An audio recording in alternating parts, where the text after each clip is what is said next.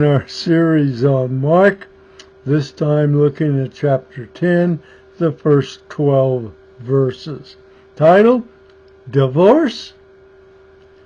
As a question mark, I guess. Now, more Jesus and the 12. Well, they're on the road to Jerusalem eventually.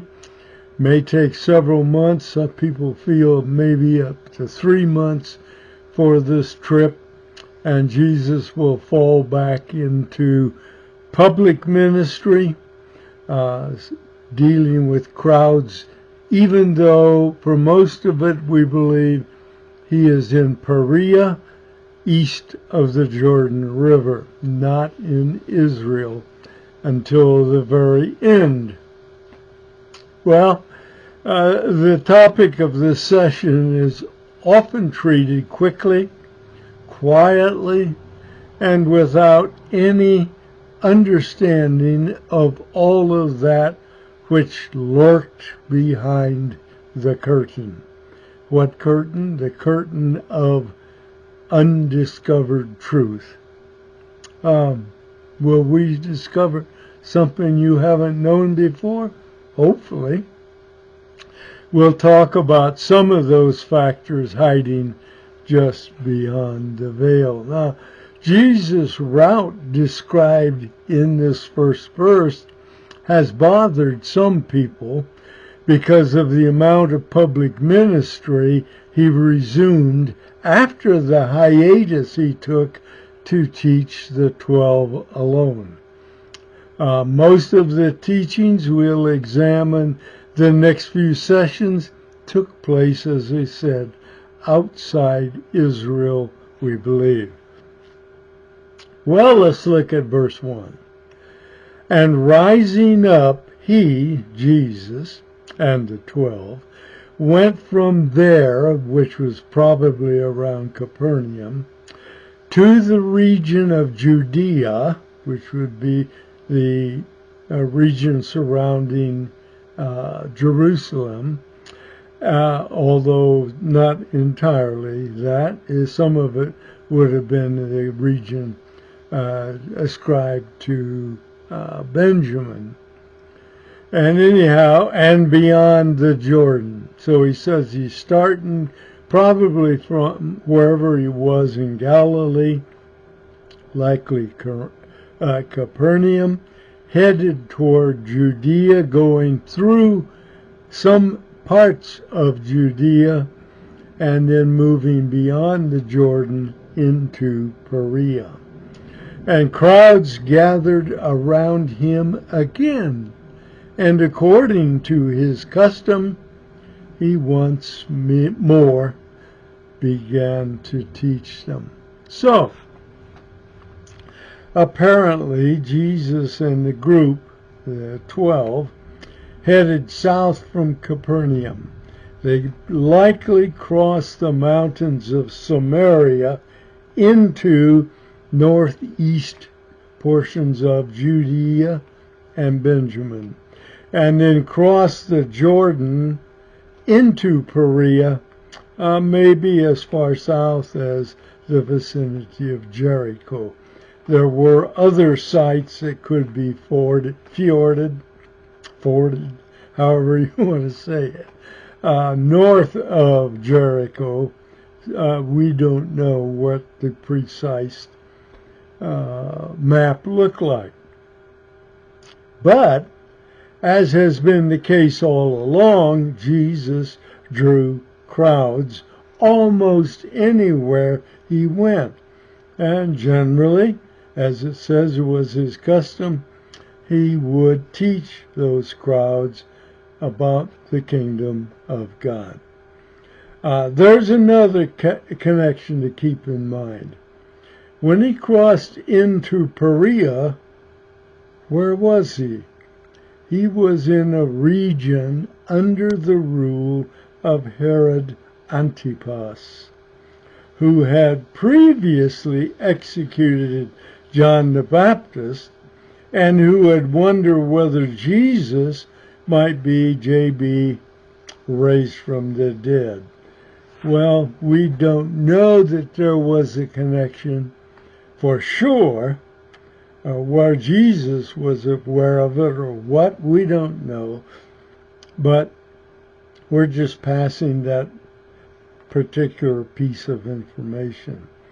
A possible connection with Antipas will, however, show up in Jesus' opponents who showed up outside Israel. 10:2, that is.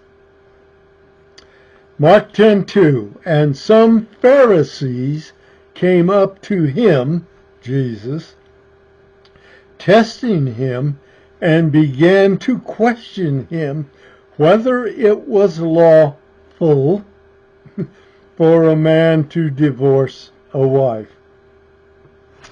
Several things here. The Pharisees had gone outside Israel and into Perea in order to test Jesus. Of course, their hope was to trap him. And we'll discuss that in a moment, what that trap might look like. I think there are at least two possibilities.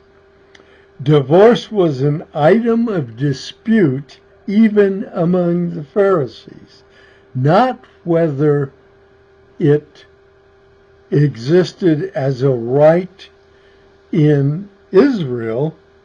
It's about the nature of it.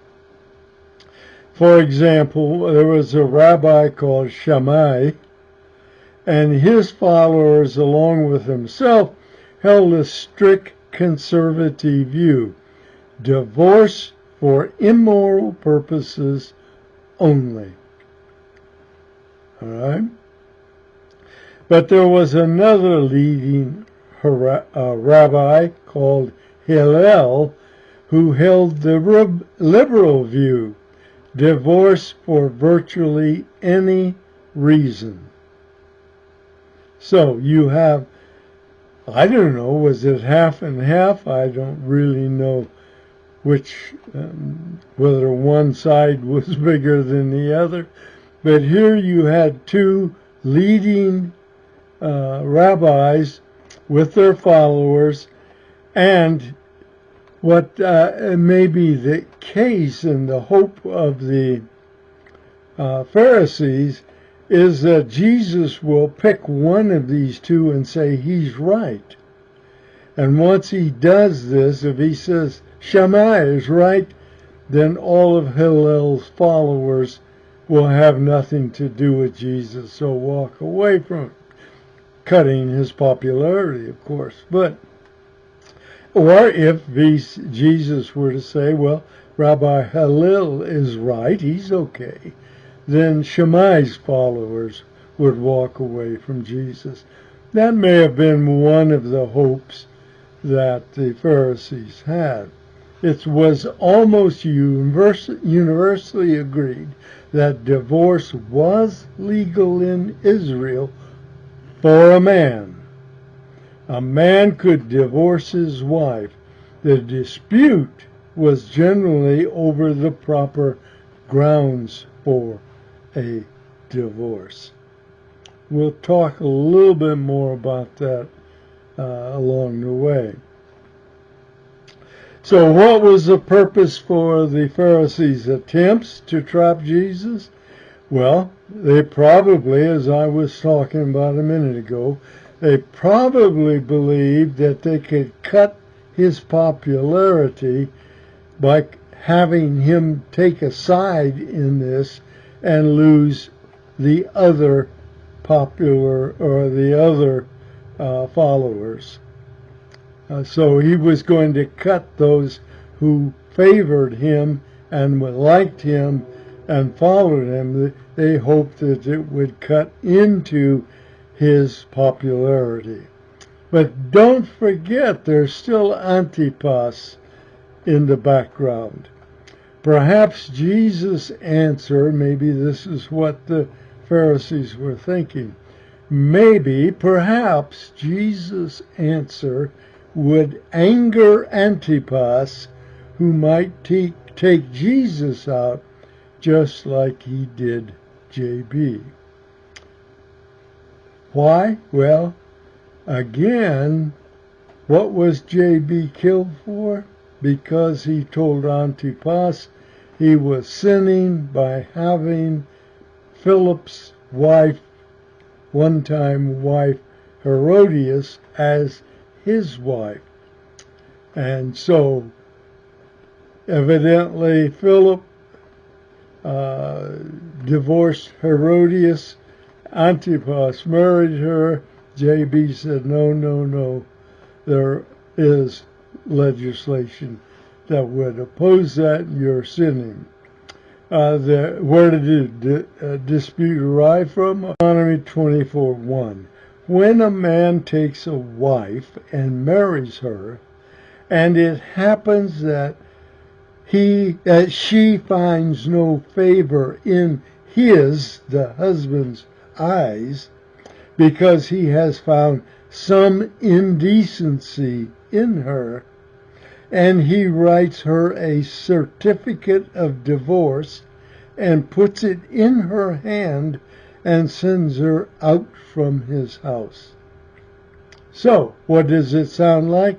The man takes a wife, he finds some indecency in her, whatever that is, something he doesn't like, perhaps. Maybe it's immoral, maybe it's not. But he finds something as an excuse, and so he writes her a certificate of divorce. By the way, this is the only part that is commanded. That if you do this, when you do this, man, you must write in front of witnesses and sign in front of witnesses a certificate of divorce, and that would include what the fact of the divorce, plus what the grounds for the divorce would be, and puts it in her hand and sends her out from his house. So that's the idea. He stands in front of witnesses, writes out a certificate of divorce which says she is free from him in the marriage bond, and he has to write why he divorced her. It's a protection for the woman, actually. There's Matthew's version of this particular verse that we just looked at in Mark is a bit different. It goes a little further. I'm reading from Matthew 19:3. And some Pharisees came to him, this is the thing that we're talking about, probably in Perea, testing him and saying, is it lawful for a man to divorce his wife for any cause at all? Notice Mark didn't put that in about any cause at all. Mark just gave the fact of the divorce. So, but Matthew says, is it that the question for the Pharisees really was about, is there any good, what's the reasons or grounds for a divorce that are reasonable and legal? Any? In other words, could the guy just say, she burned my food, that's it, she's out? Possibly. Or must it be something more like adultery? Marriage, remember, in Israel was not seen as a contract between equals. The man had the superior position by far. The only way, in fact, for a woman to obtain a divorce from her husband, she had to go to the courts and get the courts to force him to divorce her, meaning that she would get a divorce even though the husband had to initiate it. She couldn't initiate a divorce on her own. And so, and in the process, of course, she knew she would get the certificate explaining the divorce. So, to make the inequity more clear, the husband could not commit adultery against his wife. Can you believe that? But if he committed adultery with another woman who's married, he, the man, was to commit adultery, not against his wife, but against the husband of the other partner with whom he had sexual relations. You see how convoluted that is. Well, Jesus is going to simplify that in a bit. So, what Scripture had to say was Jesus' question to the Pharisees. Look at what he says in verse 3. And he answered and said to them, what did Moses command you? What did Moses command? Which is really another way of saying, what does the law, what does the Torah, Moses' 5 books, by the way, say? So, it's interesting. Again, Jesus said, what did Moses command? But look at the Pharisees' response. And they said, Moses permitted a man to write a certificate of divorce and send her away. And the answer is, no, that has to be read carefully. Moses didn't permit the writing of a certificate of divorce. Through law, Moses commanded that the man write a certificate of divorce. What did Moses permit? He permitted the divorce. So the divorce is not commanded in the law.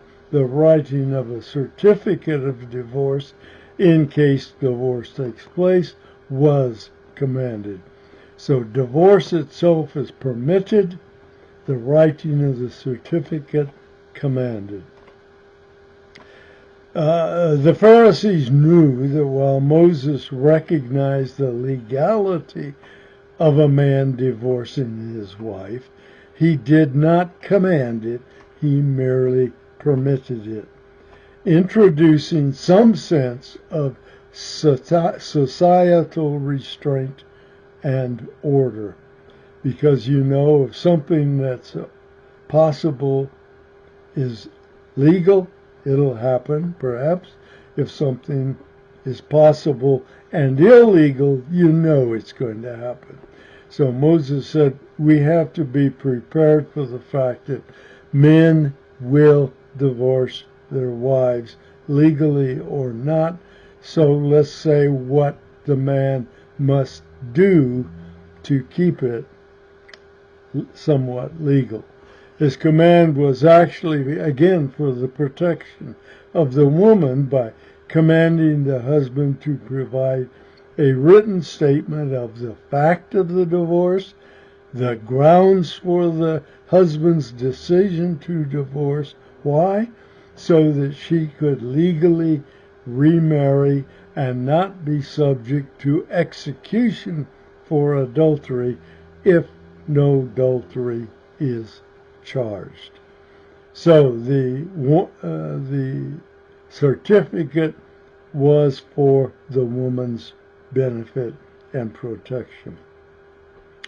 Let's look at Leviticus 20 and 10. If there is a man who commits adultery with another man's wife, one who commits adultery with his friend's wife, the adulterer and the adulteress shall surely be put to death. So death was the consequence At that time, under Levitical law, death was the consequence for an immoral act on the part of the wife. She could be stoned along with whoever it was she had the relationships with. The death penalty for adultery, though, had essentially been dropped in practice, if not by change to the law, by Jesus' days.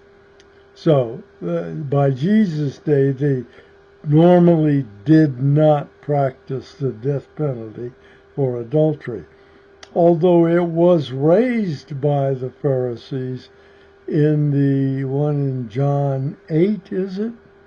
The case where the Jews, the Pharisees caught a woman in adultery and brought her before Jesus, and they said, "We're supposed to kill her. What do you say?" You will remember that episode, which, by the way, was not originally part of John, it appears. Well, the division among Jews over this question of divorce was what constitutes some indecency. That particular phrase from Deuteronomy was where the split came. And I mentioned that we had two rabbis, Shammai, who was conservative and said it must be sexual immorality, and Hillel, who had the liberal view and essentially gave authority to men to do divorce for whatever reason they choose. Neither Shammai nor Hillel, by the way, favored or approved of divorce. They simply recognized reality and permitted it as the law did. But neither of those two rabbis favored divorce. They prefer it didn't exist. Jesus clearly would have known all of this, if Donna knows it. Certainly Jesus does. But he chose not to discuss interpretations of Deuteronomy. Jesus chose instead to go back to Genesis, to God's original intent for marriage. But first, he explained why the law even permitted divorce. Let's look at verse 5 of Mark 10. But Jesus said to them, the Pharisees, because of your hardness of heart, he, Moses, wrote you this commandment, which was the commandment about the certificate of divorce.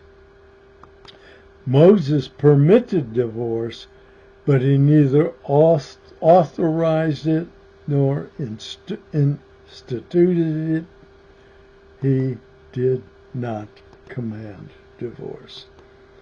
Matthew's version, let's look and see how Matthew speaks of these things. He, this is in 19:8 of Matthew, he, Jesus, said to them, because of the hardness of your heart, Moses permitted you to divorce your wives. But from the beginning, it has not been this way. So Jesus is preparing to take them back to the way God had intended. Remember, what is legal is not necessarily what God intends. It doesn't necessarily infer God's plan or agree with God's plan. Now, the certificate of divorce was commanded, but the divorce itself simply permitted it. All because of man's hardened hearts, choosing whatever they desire. Make no bones about it. The purpose for divorce normally among people without reference to God, the purpose is to get a better situation than you have now, which may mean a better partner or no partner, but it was to fit your will and your plan for your life. But how does divorce fit into God's will and God's plan? And that's where Jesus is going. Next, he gets down to it as we see the difference between his views of divorce with those of the culture that we've just been reading about. So I'm going to read Mark 10, verses 6, 7, and 8. And he's going to go back to the Old Testament. But from the beginning of creation, this is Jesus speaking, God made them male and female for this cause. For that's for marriage. He made male and female with the base purpose, marriage. A man shall leave his father and mother, and the two shall become one flesh, one team, one in purpose, one in action. Consequently, Jesus went on, they are no longer two, but one flesh. And again, you can find that in Genesis 2 and 3. God's design for marriage was for it to be a permanent arrangement between one man and one woman, an arrangement taking precedence over all other arrangements and relationships. And again, Genesis 2:24 speaks to that issue. In Jesus' conclusion, in verse 9, what therefore God has joined together, let no man separate. So, but what is divorce? It's man's separating one man from one woman. Married man from his wife. So divorce is counter to what Jesus said here. Let no man separate a husband and wife. But that's exactly, again, what divorce is. As usual, the public teaching often required a follow-up session with the 12 in private. So now we're going to see them move into a house. Whose house? I don't know. The surprising thing to me, it says the house, which means some particular house. But I'm not going to worry about that, because if we're correct, he's in Perea. And I wouldn't know what Gentile house he would have access to. Interesting note. Well, let me read 10:10. And in the house, the disciples began questioning him about this again. An interesting note. The house. What house? I don't know. Peter's? Not likely, because we think he's in Perea. They're in Perea, not Capernaum. We have no idea what house or whose house this was. But it simply says they were separated. Matthew expanded a bit on the disciples' wonderings because he had set the marriage bar so high. At least they considered no divorce high. Matthew 19, verse 10. The disciples said to him, if the relationship of the man with his wife is like this, it's better not to marry. Maybe so. That mark was in response to what Jesus said in the house after Jesus had raised the bar even higher. And in Mark 10:11, he goes on, and Jesus said to them, whoever divorces his wife and marries another woman commits adultery against her, the divorced wife. Now notice what Jesus just said. Culture says a man commits adultery, it's not against his wife. If it's another married woman, it's against her husband. Jesus says, no. If he divorces his wife and marries another woman, and assuming this means not under sexual reasons, and he commits adultery against his wife. So he said, man commits adultery, it is against the woman. What culture has been saying is incorrect. And he's not ready to stop there either. What's new here? Again, under Jewish law at that time, a man could not commit adultery against his wife. He committed adultery, okay, but it was not adultery against his wife. But Jesus said that a man who divorces his wife, marries another, does commit adultery against his original wife. So, what do we have from this? Marriage, God's will and plan, yes. Divorce, God's will and plan, no way. Man's failure doesn't change God's will and his plan. Jesus said what God's will was, and that means no separation. Then, why is divorce tolerated when the intent was for a permanent relationship? Well, it's considered in society, it's considered the lesser of two evils that arises from man's own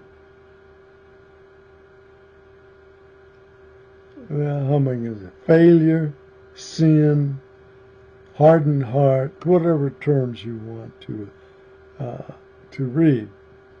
Let me read Proverbs 2:17 for instance. Whoever leaves the companion of her youth and forgets the covenant of her God, who leaves the companion of her youth and forgets the covenant of her God. What's that saying? The marriage between a man and woman is not simply a contract between people, one man, one woman.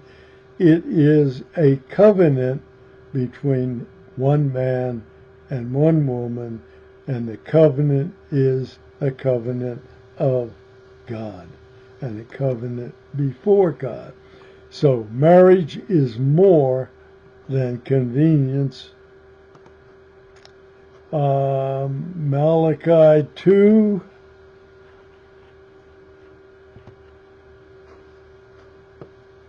Malachi 2:14. Because the Lord has been a witness between you and the wife of your youth, against whom you have dealt treacherously, though she is your companion and your wife by covenant. It's another statement, very strong, very easy to understand. It says when one man marries one woman, that is a covenant. It is a permanent covenant before God, a covenant with God and each other. But notice what Jesus implies about sex-based iniquities. Mark 10:12. And if she herself divorces her husband and marries another man, she is committing adultery. She divorces her husband, marries another man, and doesn't say why she got a divorce from her husband. And notice what Jesus is saying. Woman has the right to divorce. Not that he wants it, not that he says it's proper, but he said it is hers as much as the man's. But it says if she divorces her husband and marries another man, she is committing adultery. Again, Jesus said two things. Men and women are equal in the marriage divorce business. There is no distinction. Women have the same right of divorce that the man has. Keep in mind, again, the Antipas situation. Herodias married Antipas after having been separated from Herod Philip, and we don't know whether Herod or Herodias got the divorce. But according to what Jesus said, it didn't matter. He declared that Herodias committed adultery against Philip when she had relationships with Antipas. However, both Jesus and I believe the two rabbis, Shammai and Hillel, all preferred that couples with difficulties seek God's will and his preference. And what is that? Reconciliation. This teaching isn't a full story on marriage and divorce. Mark is quoted by Paul in a passage in 1 Corinthians 7, verses 10 through 15. It's not simply a question of marriage between believer, say it right. There is a question, the question of marriage between a believer and a non-believer, what you usually hear spoken as the unequally yoked problem. And that's spoken of in 1 Corinthians 7:15. Yet if the unbelieving one, the unbelieving spouse, leaves, and here it talks as if it's a man, let him leave the brother or sister, but it's very clear, the spouse could be a man or a woman. The brother or sister is not under bondage in such cases. Paul is saying, if you are married to an unbeliever and that unbeliever wants a divorce, wants to walk away, let him walk away. And the believer is under no bondage relative to ability to marry or not marry. There is the question of unchastity. You see that in Matthew 5:32 and Matthew 19:9. I'm going to leave this discussion here. It's about to get over my head. And next time we're going to move to a new session. But there's something to keep your eyes open in what remains now as we head to Jerusalem. There will be no mention of boats since leaving Capernaum.